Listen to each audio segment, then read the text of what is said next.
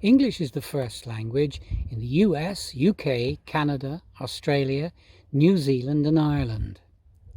It is also the first language of 6.5 million Africans, 2.5 million Jamaicans, 1 million South Americans and 500,000 people in Malta. If you add people who use English as a second or other language, it is spoken by 1/5 of the people in the world.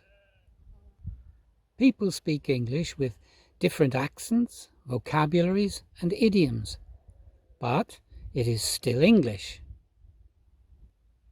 That makes it the most important language for global communication, especially in business. People in positions of power expect to hear standard English. If you speak with a strong accent, popular or unusual idioms, this can be a problem. The problem is that if you speak a local variety of English, these people will judge you as being poorly educated or less capable. This is not always true, but it is a difficulty. In my videos, you will hear standard English. This is English that can be understood easily by all and is useful in all circumstances.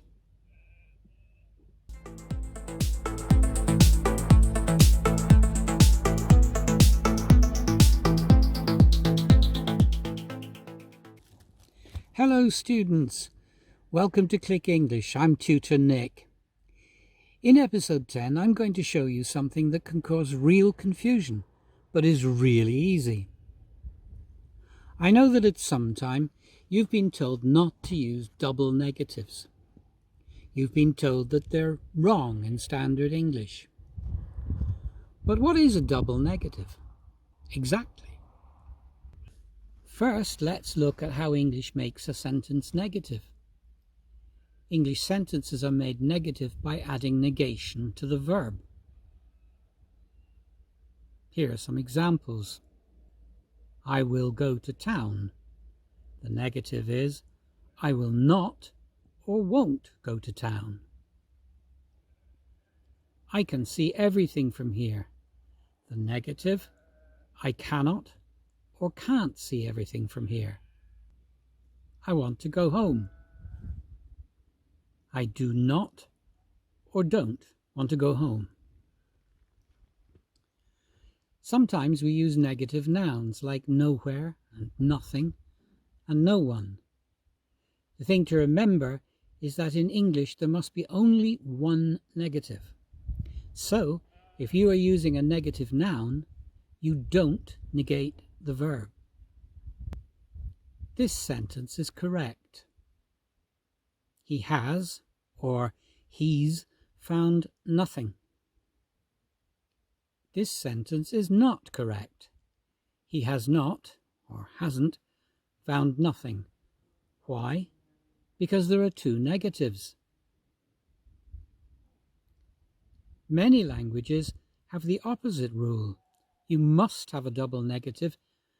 French, Italian, Portuguese, Romanian, Russian, Spanish and Ukrainian are examples. Making the matter very confusing is the fact that several dialects of English break the single negative rule. African American, Southern US English and some British regional dialects use the double negative quite normally. I am not saying that using a dialect of English is to speak poor English or to be badly educated. But, and this is the point, to speak standard, educated English is a key to making people take you seriously. So it is quite important that you use standard English, single negative construction, when you write or speak, especially in formal or business situations, or in writing. In fact, I'll go further. It is never correct to use double negatives in writing, unless you're writing a book, play, film script, or poem. Now, for the nerds among you, let's see why the double negative doesn't work in English. Look at this example.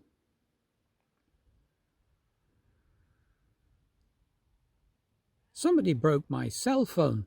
Rudy, was it you? I didn't do nothing.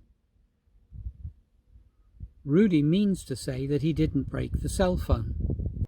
In standard English, he is saying that the thing he didn't do was nothing. And that means that the thing he did do was something. In other words, he is admitting that he did do something. That is, he broke the cell phone. Of course, this is not what Rudy means. Now, every native speaker will have no difficulty with this, recognizing that Rudy is using a dialect form. But the learner might just get confused. There is one exception to the rule.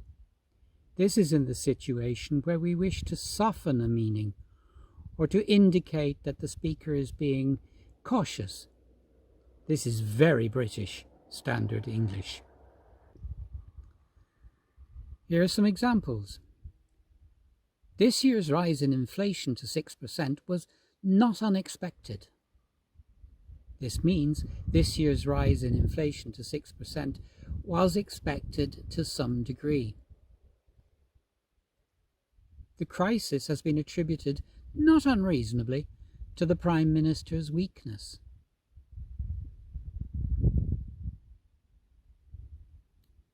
The repair costs £50. Oh well, that's not unreasonable. I hope that's clear.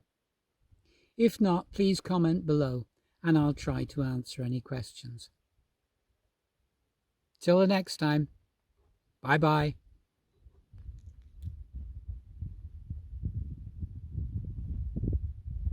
If you like this channel and find it useful, please give it a thumbs up and also click the subscription button down here and the notification bell so that you can be notified when I post a new video.